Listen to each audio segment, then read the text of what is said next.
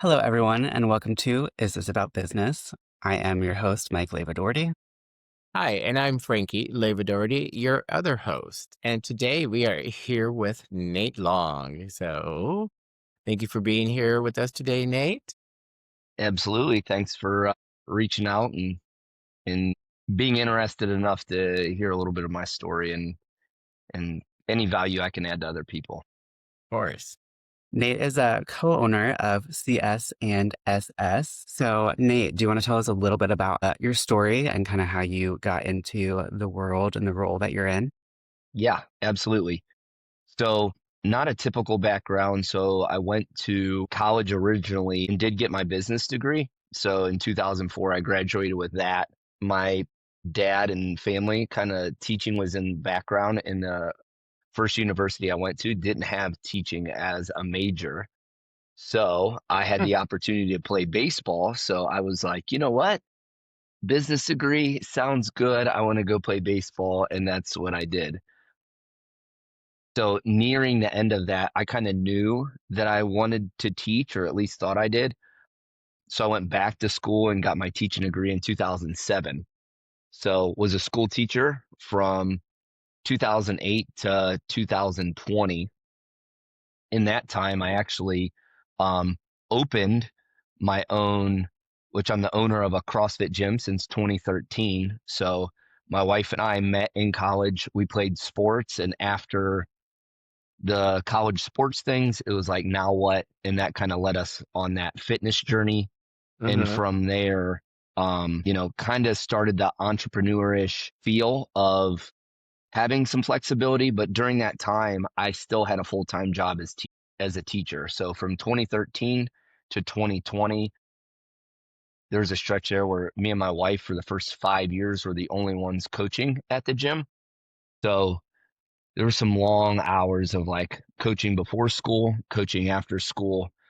Um, and then in 2020, I stepped away from teaching.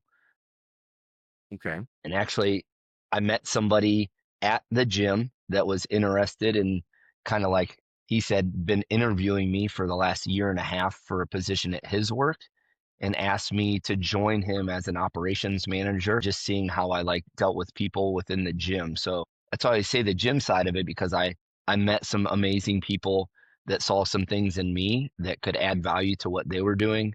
And from there, it opened a door where I worked as an operation manager in a erosion control and sodding seeding company for 2 years. And then from there in 2023, I joined my wife in her family business full time. And now I kind of in the president's role where I do a little bit of everything. I have paint those, anything and everything that we do, but our main industry kind of is to the fire truck industry. So we paint those, and that's kind of how I got to where I am. So kind of long-winded, long question, but it was through relationships through the gym that got me to kind of where I am today. No, it's very cool. It's a cool little journey and road and stuff. But what does CS and SS stand for? So that is actually my wife and her brother's Okay. That's so cute. CS, Crystal Strobel, SS, Sean Strobel. So it was in both of their names. So her parents started in the late 70s, and then she graduated college in '02, and she started working there. So she had been working there since 2003 full time, and then it went into her and her brother's name at that point, and then her brother still works there but didn't want any part of the business part of it. Okay. So in 2016 it is 100% her, but they've kept the name the same. That is very cool. Yeah, we were wondering whose initials those were. Yeah, it's always fun to hear the backstory too of the names of the businesses and where they came from. Yeah, So for with sure. your business, do you only work with like commercial fleets or do you also work with like everyday people and consumers? We work mostly on the commercial side, so we don't have a, it's one of those things. In the 70s, 80s, there wasn't, it was like a handshake. Contracts back then were, people just their word meant everything. So that's kind of how everything started. There was an opportunity for my father-in-law to start painting. So we've been, we paint brand new fire trucks for, it's called Sutphin Corporation, and they're out of Columbus, Ohio. And Okay. they've been around since the 1800s. Um, so we've What? been painting, he's been painting all of their trucks since 1970. That's brand new fire trucks are 70% of our gross, our top line number. Uh, 30% are in parts, fire truck refurbs, dump trucks, semis, cars, you name it. So about 30% of our revenue falls outside of like brand new fire trucks from there. okay. And what does client acquisition look like for you guys? Because you're not as, consumer facing, just everyday person. Yeah, and it's, as far as, and this kind of carries over, this is like a personal thing for me. I think it's always a people over profit type thing. So even Mm, with the gym, as long as I was like financially responsible and I wasn't losing money and I never put myself into going into debt. Even when starting the gym, like we just packed stuff in our garage and went from there. So I've always kind of, if you just take care of the customer, you take care of people, like the word of mouth has been so great. And that's really what has done wonders for us. My in-laws are amazing people. They were just people that wanted to provide a service when they first started. And from that, they might not have been like, her dad doesn't even know like what we bill, what we do. Like he just loves painting. He loves that service side. So, and that's, we have probably 5 or 6 long-standing customers that we work with, and that's all been like word of mouth and just providing a great service. And I mm, don't, somebody smart said the quote, like, be so good that they can't not use you. And that's kind of like always been my motto, is like, whether it's servicing or taking care of people at our gym, or it's taking people care of people in our body shop. It's like present and make the process so seamless that kind of is a word of mouth type thing. So acquisition, we might go out, little LinkedIn stuff that works better from like B2B type stuff. mhm. People with large fleets and things like that. That's where we mostly do, but we're in a fortunate industry where it is supported very well, a lot better since after 9/11. We did see an uptick, probably 200% since that time frame of just public spending and support of fire and EMS and all that. Tells a little of the story of that. It's really interesting. And you have a really long history, it seems like, with sports, like that's been part of your life throughout, and health. hmm How do you feel like that has impacted how you move and do business? And do you feel like it's had any impact on how you work and move forward?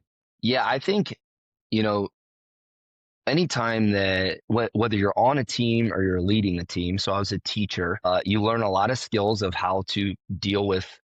I was a junior high teacher, 7th and 8th grade, right? So it's like you learn Bless a you. lot of skills about having to. I know you guys gave me a hard time about that before, but I'm like, that was my sweet spot for me.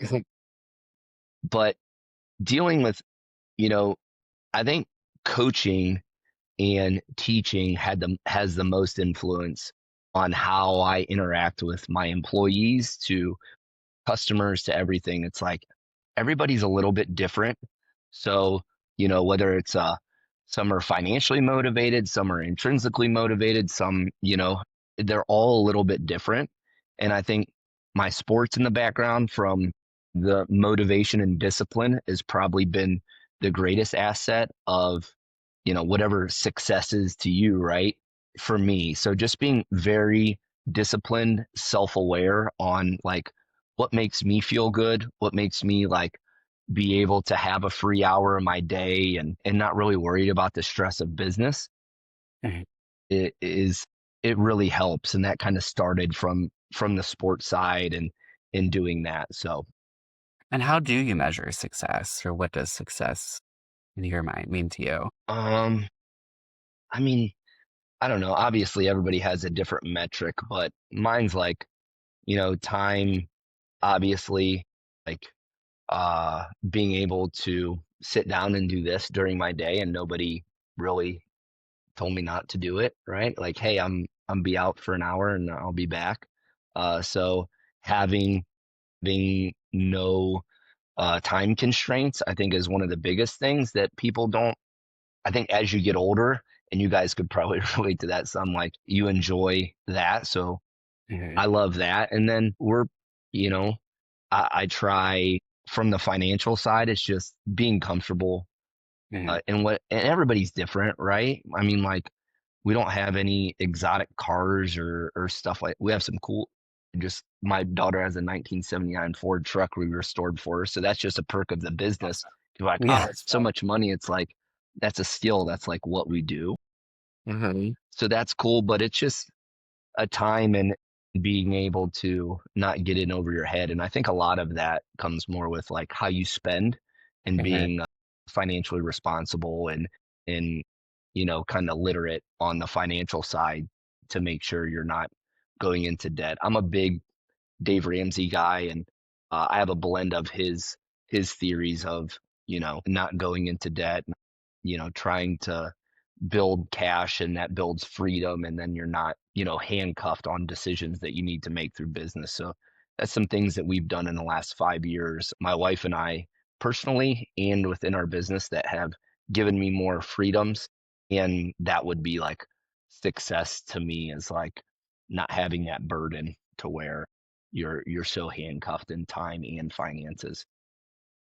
Absolutely. So were you guys doing the debt snowball and all of those things? You know, I don't telling your significant other how they can and cannot spend money can be tricky. So I was a math teacher, so I'm very like a matter of fact, black and white type of guy. Mhm. My wife, not so much. So that comes in with coaching. And I believe God gifted me two amazing daughters that have taught me a level of patience. They're 17 and 14 now, that I believe that we manage that debt snowball, whether she knew it or not.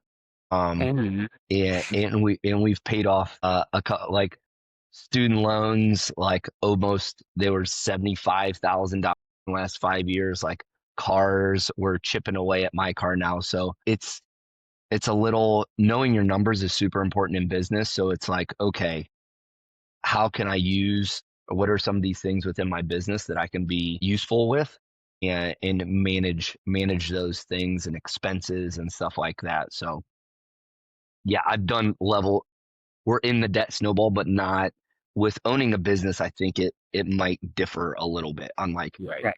cars that are ran through the business. So it's like, certain things that you can manage through there.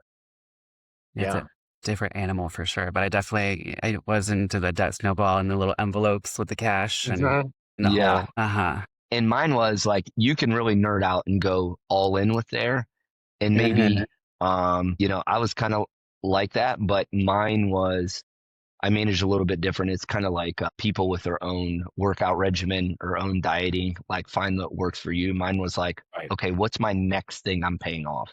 And then it Right. was like hammer down on that. So I didn't like officially do all the envelopes that were labeled and stuffing with money, Uh-huh. but You it said was after like, this I'm putting I'm a, groceries back. yeah, I'm attacking this next thing. Right. And that's what worked well for me, and what I really enjoy about, you know, doing that in general. Gives you a goal. No, So right. And I love that you adapt. It's like how you've adapted in life with your businesses and stuff. What kind of advice would you give to somebody who is thinking about starting out and making the transition on their own, and making that leap from a From traditional maybe company to yeah. their own? Um, for me, it really was a slow burn, right? And I think, again, like there's a level of financial responsibility, and where I had kids and a wife and a mortgage and insurance and all that stuff. So it was being kind of financially responsible in that. So for me, I enjoy the path of like having a side hustle that you think can turn into a full-time thing. mhm. And that's kind of how the gym started for me. And the funny thing is the gym was nothing more than a passion project, and it still is nothing more than a passion project. Like the percentage and gross revenue and all of that I pay attention to with the gym. I always tell my accountant, I'm like, don't look at the numbers. Like we're not negative. And that's all it really means to me. I have 2 people that run it full time, and I'm gonna pay them as much as I possibly can. If it pays me $10,000 a year, $15,000, I'll be ecstatic because I Okay. actually just use that in a side account just to pay stuff off. And that's all from financially. It's like, man, take care of the people that are taking care of your people.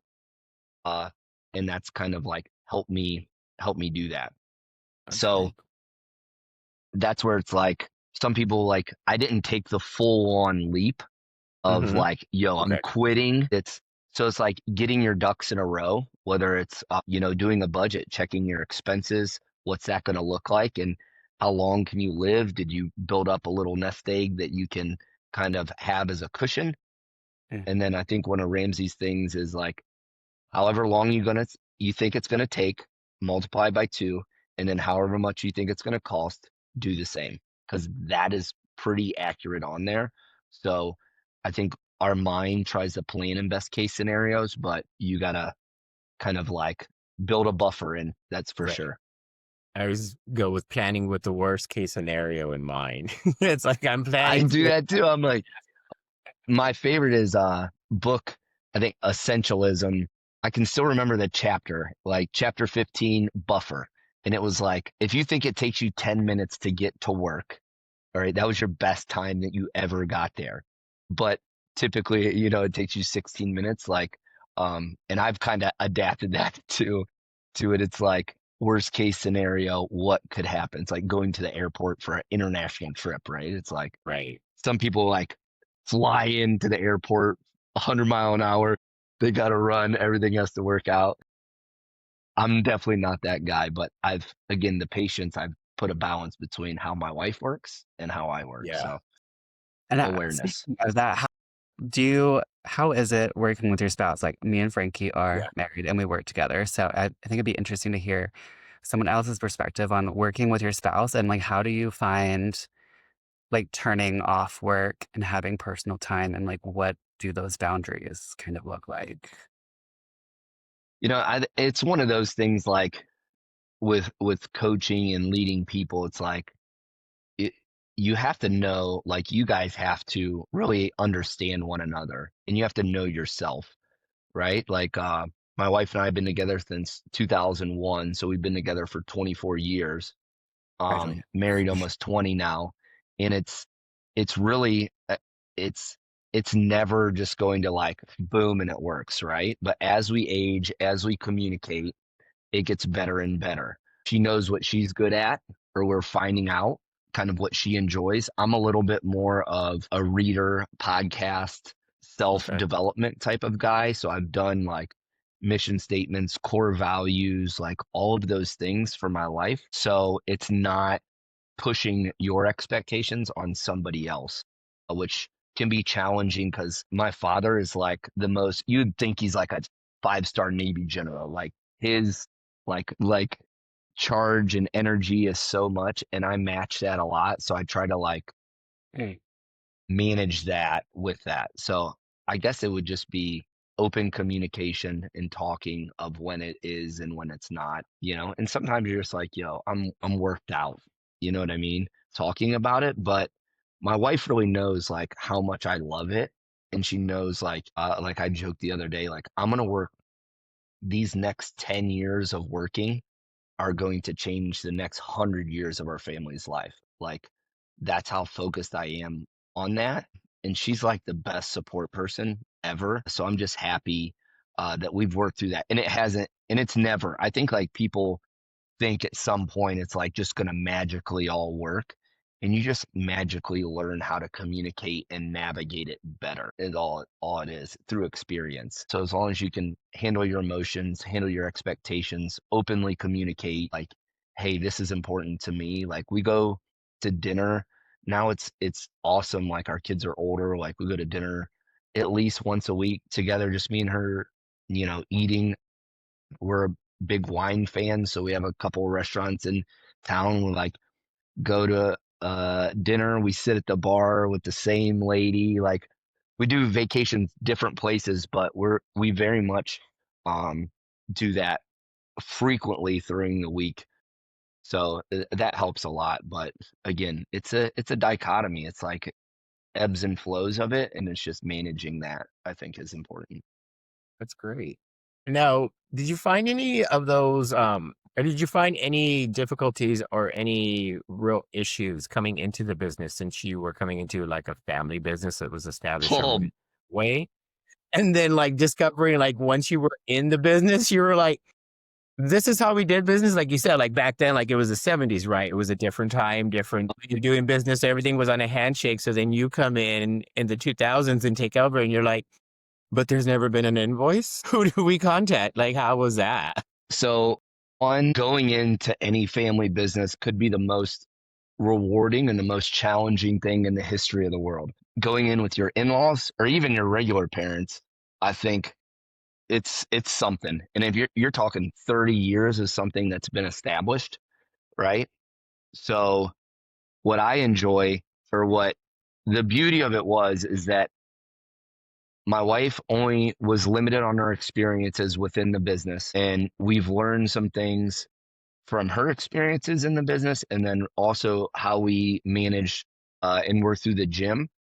So, but her mom and dad, again, I told you, like, they just love providing a good service, and they're just the hardest working people ever and the most generous, loving, caring people ever. So, but I came in the years I spent with my best friend doing the operations, it was like, even though I had a business degree, I can't even remember like what I did in my business classes from 2000 to 2004. Like, to be honest with you, I'm like, did they show you how to handle a P&L? Did they help you? Like, I took accounting one, two, managerial accounting, all of that, but I don't remember that stuff. Right. So one, there's no greater teacher than like the good and the bad or just jumping in, right? Mhm. Anywho, those 2 years I spent with him, I mean, that was like business 101, and I've learned so much from him. His name is Trent. He's now a VP down in a company in South Carolina, but I learned so much from him in all the systems and processes that he created and put in place at the company I worked with him for. I just implemented the same systems and processes from job descriptions to tiers on how we pay and how we increase pay and expectations and tools and skills that you need, duration there, from weekly revenue trackers to systems for billing and invoicing. And I slowly implemented those. And then as soon as like I think our average net revenue from 2016 to 2022 was 35,000, and I think we've done over 200,000 in the last 3 years. Oh, I think we're at 300,000 this year. So on the top line, we're in like I think our highest year was before I came in 2.4. We're at like 2.9 for the year right now at about 12%. Once they saw, and it was like a multiple year thing of one, the culture, Mhm. and it was just such a back and forth. And my wife and I were like, at times, it was like, your parents, my dad, oh, my mom, oh, me. Like, I mean, it was like, man, we've been through it the last couple years, but not like yelling. I mean, there'd be moments where she would be frustrated, right? And this is why she originally didn't want me to come on, just because it's hard enough with your parents, let alone your husband and all of that. But then once I would do a monthly P&L and show them where we're at, what we have in our savings, boom, boom, boom, boom, boom, and where we've been at financially, then they just went. They got a place in Florida that we were able to help purchase for them through the company, which they've worked so hard for. They just spent a week moving their stuff in down there, and they're planning to take off all February to stay down there. It's it's been a great ride, and I think they're finally at the point after me coming in 23 where they're like, everything's going to be good. So it was it's a challenging process, but it's like one thing at a time. and the numbers, I always say, like, the numbers don't lie. And if you know your numbers in business and those help make decisions, Mhm. because I think a lot of times people get caught up, and not that I'm not a feelings guy because I am, but sometimes we get so like dying on the hill based upon our feelings, and whether it's a service or a product or whatever, it's like, man, that's just like, but the numbers are telling you or help should be guiding you through that process. And that's what I just got on board. I got them to get on board, and I was just like the annoying person of like, "Hey, put the invoice number in there so I know you billed for it." Hey, and I'm just like relentless. And Mhm. I literally wear a necklace that says relentless and hold the line because that's like that's that important to me. Mhm. And so it was like an easy, "Hey, did you see? Hey, did you?" If you always ask it in a question, and Mm. I've learned like being a parent, it's more well received. Not always great still, but like, I love you. I care for you. I care for all of us. And this isn't an ego thing. This is just like a loving, caring thing. And that's kind of how it has transpired over the last 2 to 3 years. Awesome. So where do you see like the business next year? Like what do you have any plans or goals for what a year from now would look like? You know, I'm a slow and steady kind of guy, so we just moved buildings, which will take our overhead costs down quite a bit. We're all in one building now. They've been in separate buildings since, so we have like I said that 70% did production stuff, 30%, those were in separate buildings. So now we're all in one building where we Okay. can move people and different things like that. So I think instantly our efficiencies will go up. And I'm not 100% sure where that'll land our numbers. But, you know, I like the idea of growing and challenging and, a more idea, but I've cooked myself enough on like I always say like more isn't better, better is better. So I Mhm. just want to be we're super comfortable where we're at as far as like not pushing your employees too hard, being able to provide production type bonuses. So is it like a 10% growth every year? Maybe, click another percent on the net profit side, being able to, we're going to give out our I think we're paying out like $18,000 Christmas for our 20 employees for Christmas bonuses. So it's like, can we pay them more than they've ever been paid and take care of them? Still having a high standard of what we do. So it's like growing that and being able to just share that with others. Cause like, man, when you pour into other people, like the way it makes you feel, is amazing and they feel it too. And I think it's a lost art form of just like love and care with where our society's at. So um, Right. I'm a like slow drip. Can we grow 10% type of guy from there without like cooking yourself? Because I think sometimes we get too over ambitious, right? Like growth, growth, growth, growth. At what Mm. cost? So Right.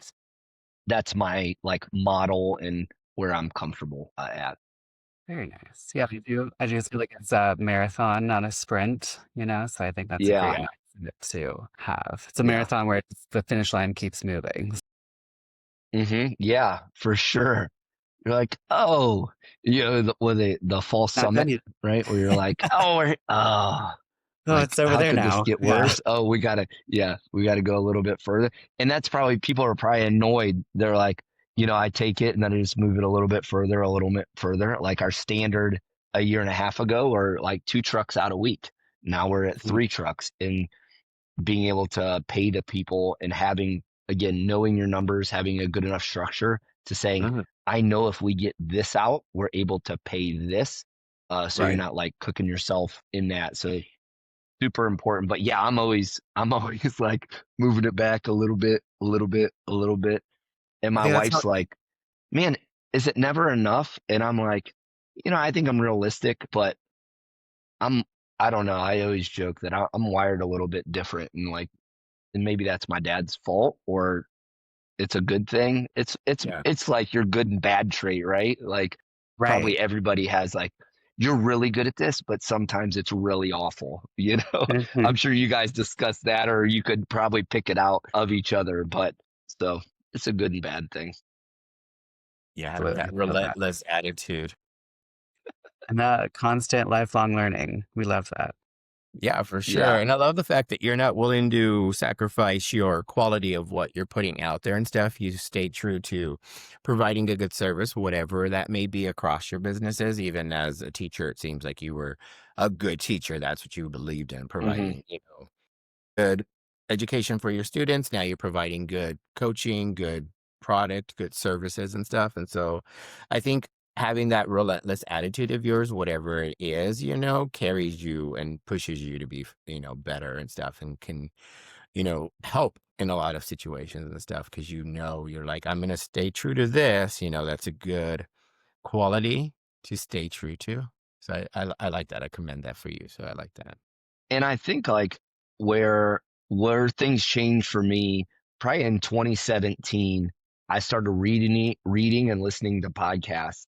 Mm, And again, I forget who said it. It might have been Craig Rochelle. He's one of my favorite, like he's a church leader, but also a business leader. But he said, your inputs will determine your outputs. And I man. think for me, when I started reading and listening to great people like every day, like literally every day I listened to something, that's when everything else started changing. You start like, am I just settling for this? Can this Mhm. be a little bit better? There's people out there that struggle with the same stuff. And now it's like, the entrepreneurship, you can be like, it's a lonely freaking road Mhm. sometimes. So like always putting myself in some group of people, whether it's, you know, uh, a leadership group or, maybe a specific to a type of business that you're in, that you're talking to people allows you to realize that you're not on this island by yourself. Everybody's struggling the same way in some way, shape, or form that you're struggling, whether it's from your business or personally or this, that, or the other.